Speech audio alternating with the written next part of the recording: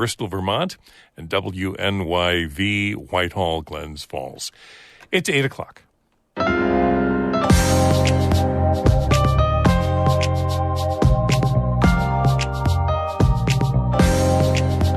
Good morning. This is Northern Light for this Thursday, January 11th. I'm Todd Moe. Monica Sandreski is away this week. Clinton Community College has announced plans to relocate the college's campus to SUNY Plattsburgh by fall 2025. The goal of the transition is to address CCC's financial woes, but the college's president says it's not a merger. We are Clinton Community College. The only thing that changes is our location. Two small school districts in the southern Adirondacks are taking steps towards a potential merger. Minerva and Johnsburg could become one district. The only reason to merge, number one, is it good for students? I think you can't deny the fact that we're struggling with enrollment. We're struggling with hiring teachers and being able to provide opportunities for our students. Also, we talk with the Remington Art Museum's new director, Maggie McKenna. She's leading the iconic Ogdensburg landmark into its second century. All that's coming up on Northern Light. Stay tuned.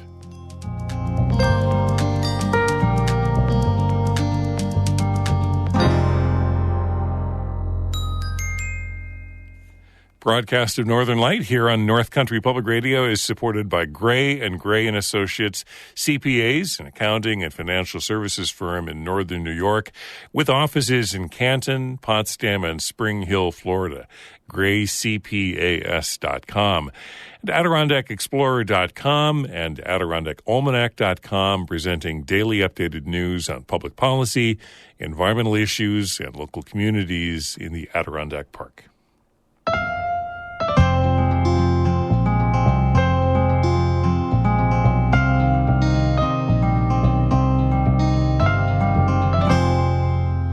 This is Northern Light. I'm Todd Moe. Clinton Community College in Plattsburgh made a surprise announcement yesterday. It's moving its campus across town to SUNY Plattsburgh by fall 2025. Officials say CCC is dealing with deep financial woes, and the alternative was to face closure. As Kara Chapman reports, it's the latest North Country college to make big changes to address deep deficits and declining enrollments. Clinton Community College has a deficit of about $850,000. Enrollment decline is a big part of that. The college went from more than 2,200 students in 2012 to less than 1,000 last academic year. CCC President Dr. John Kowal estimates that about half of those were students at local high schools taking advanced credits through the college, not full-time matriculated students. We've tried our best. People here have done tremendous work planning, trying to recruit more students, to plan for alternative revenues. But in the overall assessment, we're in a significantly difficult position with our finances. And that's led to a warning for CCC's accreditation status. The accreditation process ensures a college is maintaining certain standards and is financially sound. Kowal says members of the SUNY Chancellor's Office visited CCC in early November. That's when the possibility of relocating the campus and establishing shared services with another institution first came up. And the obvious destination would be SUNY Plattsburgh because we have a close proximity and we already have a very good partnership with SUNY Plattsburgh. The two colleges currently offer a dual admissions program and a dual degree in nursing. Kowal says the planned move comes to a head now because CCC has to submit a report to its accreditor next week. In it, the college needs to show that it's pursuing significant cost-saving measures. Kowal says if things continue as is, the college would likely be told to create a teach-out plan for its students within another year. Teach-out plans allow students to finish out their degrees at other colleges if the one they're attending ends their programs or closes altogether. Kowal says that's the last thing he'd want to have happen. That's pretty much the end of the college when you hear that requirement. So this plan is to really, in a way, in very simple terms, to avoid that kind of catastrophic outcome. Kowal sent a memo to the college's employees about the plan early Wednesday morning. A forum for them was held Wednesday afternoon. Faculty Union President Denise Coughlin, who wasn't able to attend, said she had no comment. The president of the college's other union did not return a phone call Wednesday afternoon. The plan doesn't include program cuts or realignment. Kowal says the college hasn't determined what, if any, layoffs will result from the transition. He says current students will be notified of the plan, even though it likely won't affect them. The key ones are going to be our prospective students, articulating to them, what the plans are for the college, and then the benefits to the students that will be accrued with this change in location. Kowal says those include more food options, a brick-and-mortar campus store, activities, and on-campus housing. The college also anticipates its tuition and fees will remain the same. Still, the plan creates big questions over the fate of CCC's buildings. The state and Clinton County have poured millions of dollars into them over the last several years. That included more than $12 million to create the Institute for Advanced Manufacturing and more than $10 million to renovate the college's academic building, formerly the Hotel Champlain. Kowal says those investments were made with good intentions, and it's really tough to walk away from them. But the big part of this is if we didn't take this opportunity and consider this option of relocation, we would still be walking away, all of us would be walking away from a place that then would be vacant and there would be no Clinton Community College. He says there's a good possibility that the buildings, which are owned by Clinton County, will get repurposed. CCC isn't the only North Country college going through some big changes to try to cut costs. SUNY Potsdam plans to eliminate several degree programs. Clarkson University is reorganizing and phasing out 9 majors over the next 3 years. Kowal emphasized that the relocation plan is not a merger of Clinton Community College and SUNY Plattsburgh. CCC will still maintain its own governance, funding, purpose, and mission. We are Clinton Community College. The only thing that changes is our location. Kowal says the next steps include working with SUNY Plattsburgh on how much space CCC will use for classrooms and other activities. He says the final plan will include input from the campus community. Kara Chapman, North Country Public Radio.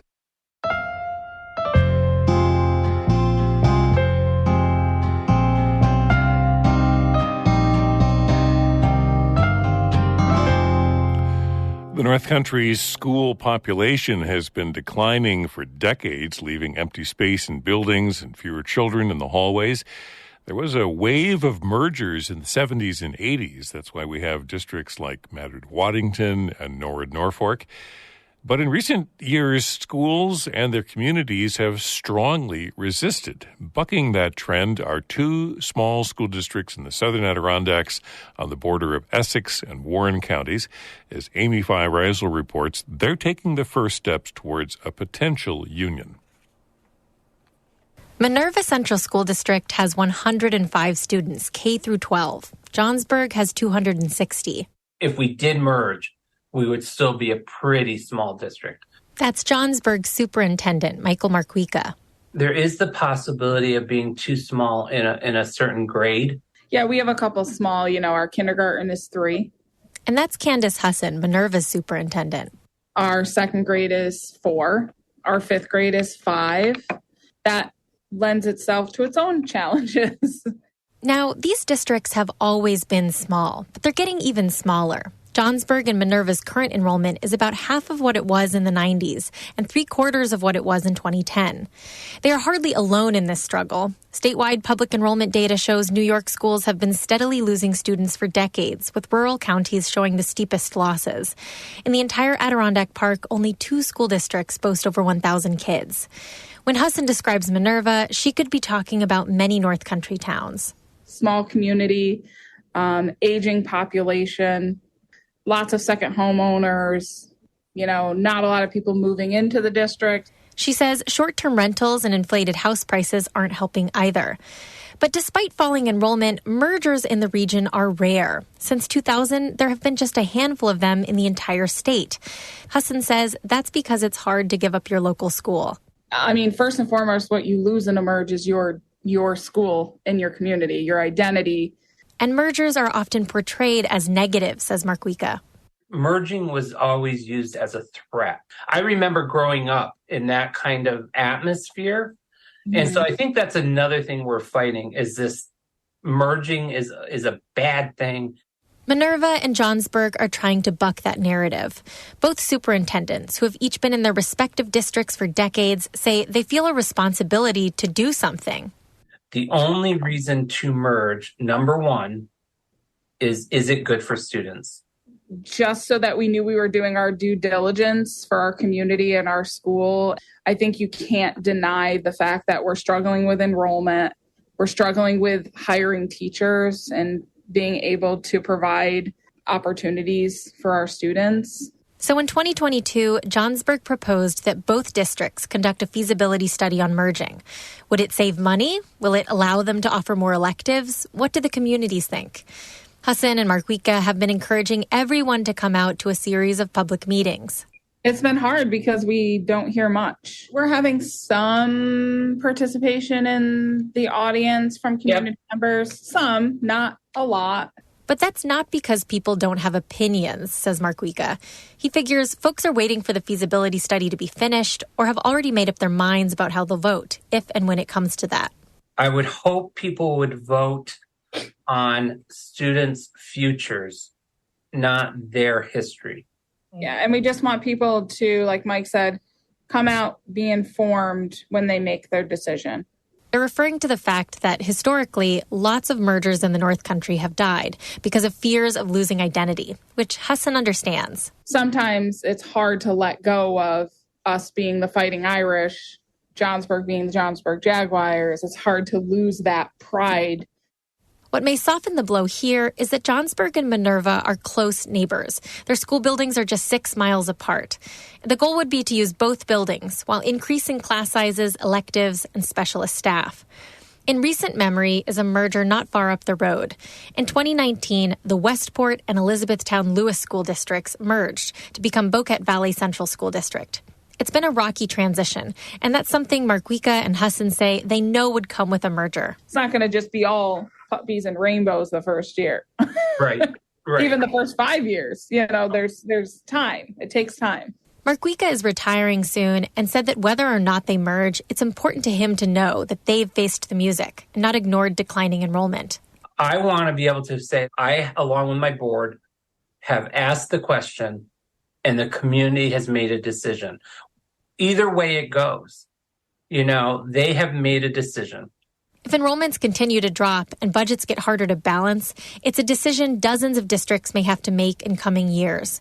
Minerva and Johnsburg are holding 3 public meetings on the potential merger in January. The first is on the 17th.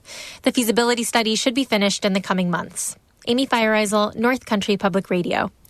A lake-effect snow warning is in effect for parts of Oswego, Jefferson, and Lewis counties until early tomorrow morning.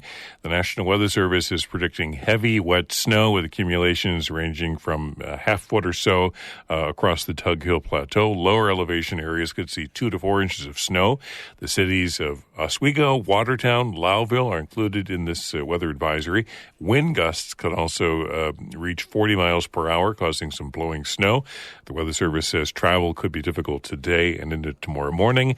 The Lewis County Sheriff's Office has issued a travel advisory in effect until further notice due to high winds, slippery snow-covered roads, and low visibility. That's for Lewis County, a travel advisory in effect until further notice. And there are some schools closed along eastern Lake Ontario today, mainly due to power outages, still working to get power restored after the high wind storm earlier this week. These schools are closed today. Belleville Henderson, Carthage, Edwards Knox, Indian River, Sackett's Harbor, South Jefferson, and Watertown City Schools. They're closed. There are 2-hour delays this morning at General Brown and Lime Central School. Get more news all the time on our website at ncpr.org.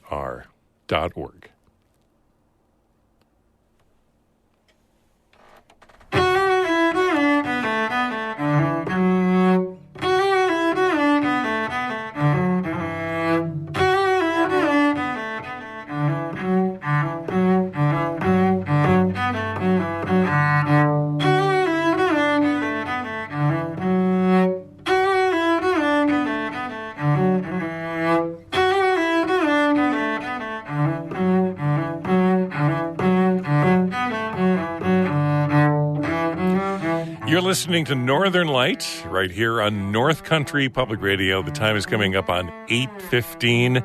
I'm Todd Moe. Monica is back next week. Thanks for listening. Coming up in just a moment, we'll hear more about the need for more money for the tuition assistance program in New York State. That story from Karen DeWitt. And also we'll hear from the new executive director at the Remington Art Museum in Ogdensburg, Maggie McKenna. That conversation also coming up. Stay tuned.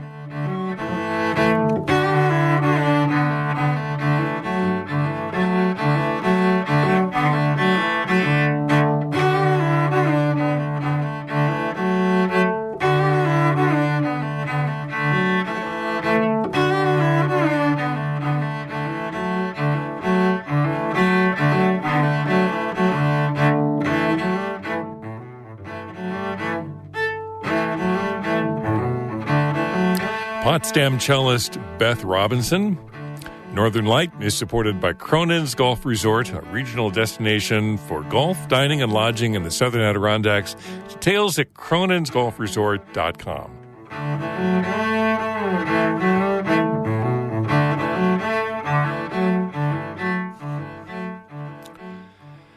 The chairs of the higher education committees in the state legislature say New York's tuition assistance program needs to be increased. They say it no longer fulfills its mission of helping lower and middle class students with college expenses. Karen DeWitt reports from Albany. Assemblymember Pat Fahey and Senator Toby Stavisky chair their chamber's higher education committees. They say the popular TAP program aimed at offsetting tuition costs for lower and middle-income students has not kept up with recent inflation. And they say other changes have also led to a decline in the value of the award. Until 2011, New York would increase the maximum TAP award to match the state's SUNY and CUNY tuition rates. Back then, tuition at the State University of New York was just over $4,900 for in-state students, and the maximum TAP award was $5,000. But that arrangement ended, and in the more than a dozen years since then, SUNY tuition has risen to around $7,000, while the maximum TAP award is just around $5,600. Fahey says they'd also like to raise the family income threshold from $80,000 to $122,000. Fahey says the last time that was increased was 24 years ago. Over a quarter century, it's been about 80,000. A lot more people were in the middle class in the year 2000, 1999, 2000. A lot, 80,000 is no longer exactly middle class for many, many of our families. She says 70% of students cite rising costs as the barrier to attending college. That, along with the recent U.S. Supreme Court decision striking down affirmative action programs at higher education institutions, makes it more difficult to promote diversity on campuses, she says. Increasing TAP, revitalizing and expanding TAP will also help us make sure that in New York, this is New York, we value our diversity. We want our campuses to stay diverse. Another reason to help TAP. And she says increasing the TAP award could also help reverse declining student enrollment that's led to cutbacks at SUNY campuses in Potsdam and Fredonia, and the announced closure of the St. Rose campus in Fahey's district in Albany. Senate Higher Education Chair Toby Stavisky says she also wants to remedy what she calls New York State's decades of financial neglect of public colleges and universities. Disinvestment in state support had been going on for years upon years. As the costs went up, unfortunately, the students had to bear the cost, not the state. And the state's share of operating aid in the higher education community declined. There are also a number of bills in the Senate and Assembly to, among other things, up the number of years someone is eligible for TAP and to increase the minimum award to $1,000. SUNY Chancellor John King backs the TAP increase. He testified in support of it at an Assembly hearing last year. Senator Stavisky says she's been talking to staff at Governor Kathy Hochul's office. She says she hopes the governor will agree to the plan in the state budget this year. The state faces a $4.3 billion budget gap that the governor will have to close, so there will be more competition for funding programs this year. In Albany, I'm Karen DeWitt for the New York Public News Network. Adirondack Health's Stafford New Life Birthing Center will be limiting visitors due to recent spikes in the flu and flu-like symptoms. The Adirondack Daily Enterprise reports visitors who can come to the center are limited to the baby's father or mother's significant others, grandparents, and siblings. Those visitors must have received their seasonal flu vaccine. Babies are one of the groups with the highest risk of complications from the flu. Adirondack Health is asking people with flu symptoms to stay away from the birth center, or they'll be asked to leave if they show symptoms.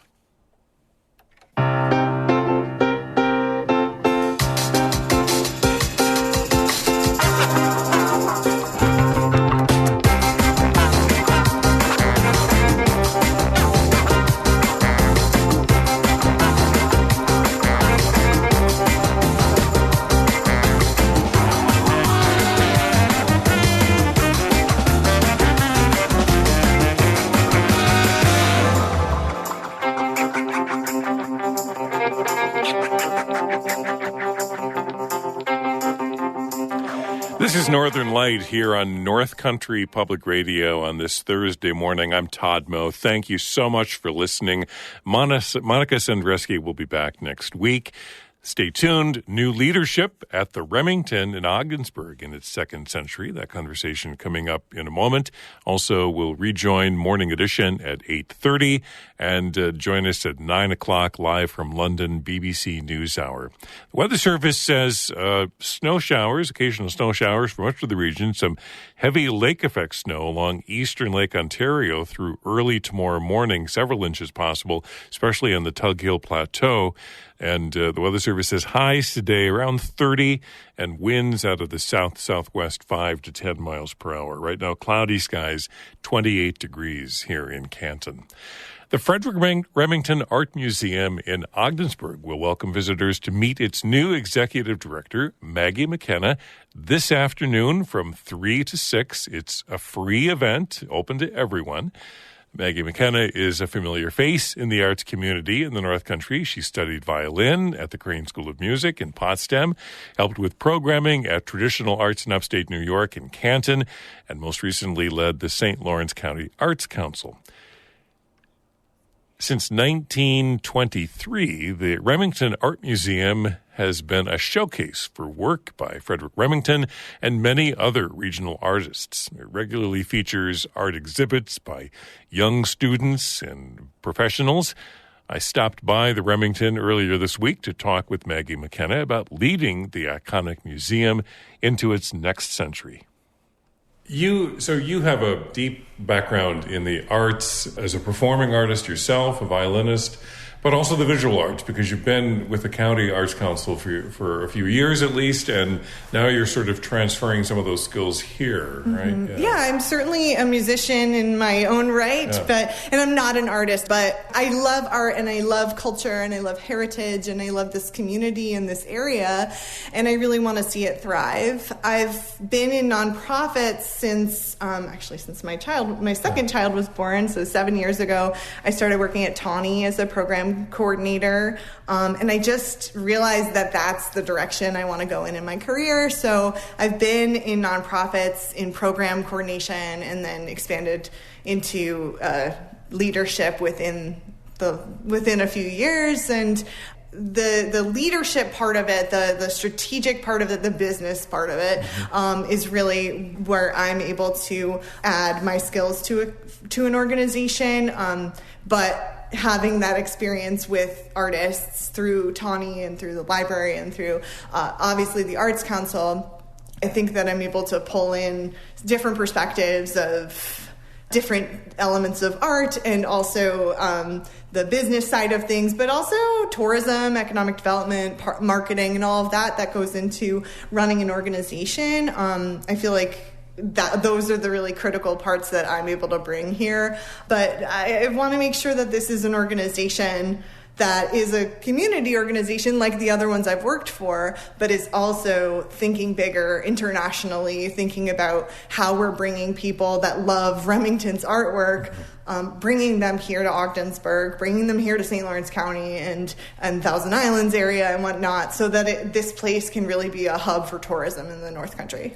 This is really sort of a campus because you've got 3 buildings that are part of the Remington Museum here, and you've got everything from fine art to I don't know, I guess chances for people to learn, too. There's an education center here. Absolutely. Education is really fundamental to our organization. Our curator, educator is really, Laura Desmond is absolutely incredible and runs all sorts of wonderful educational programs to teach people about Remington's art, to teach people about art in general. That's awesome. We do have the education center, which has been closed since COVID.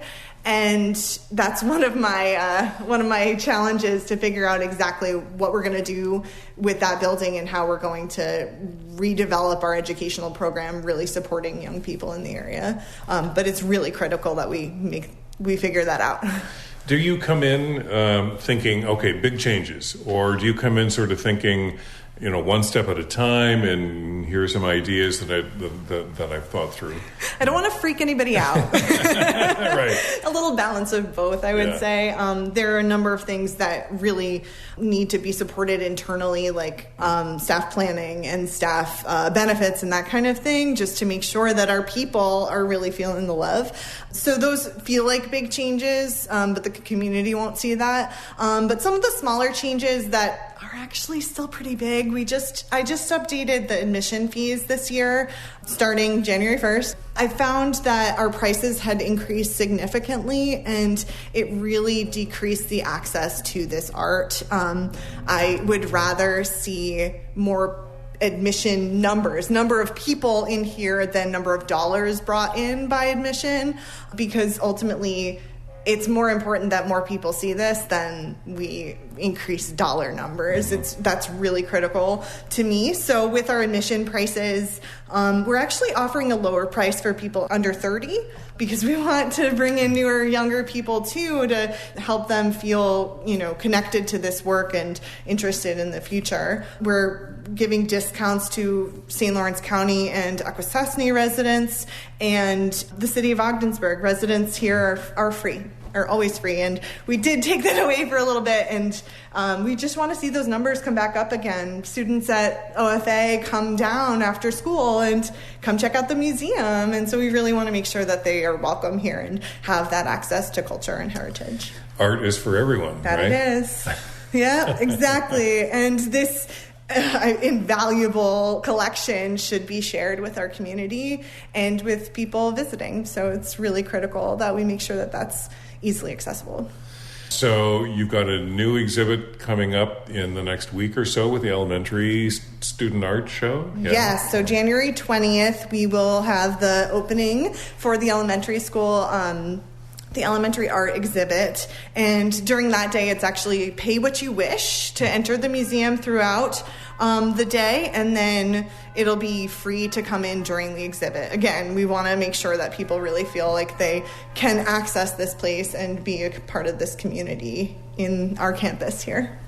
And Thursday afternoon, you have a meet and greet, right? Yes, yes. So I was actually really blessed to have a transition committee, a number of board members, and Laura and everybody came in to train me and help me find out everything I need to know as I came in. And they decided that it would be good to have me meet the Ogdensburg community, invite the people that are really connected to the museum to come in. So I'm hoping we have a number of people show up to meet me and see the museum again, and we can talk about what to do with the museum moving forward, because I think that I really want to, especially as not an Ogdensburg native, I really want to make sure that I understand all the implications of this place within the community, how it stands and how it exists, and how people think about it and how people want to see it move forward. So I think those kind of community engagement opportunities are really, really important to me as I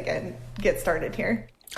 Maggie McKenna is the new executive director of the Frederick Remington Art Museum in Ogdensburg, and you'll have a chance to meet her and talk with her this afternoon from 3 to 6 at the Remington Museum in Ogdensburg. It's free and it's open to everyone.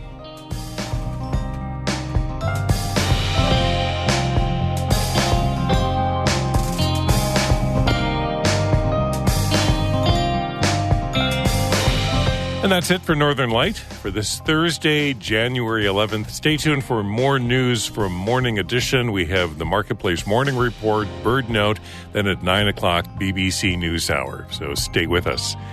I'm Todd Moe. Thanks for listening. Be well.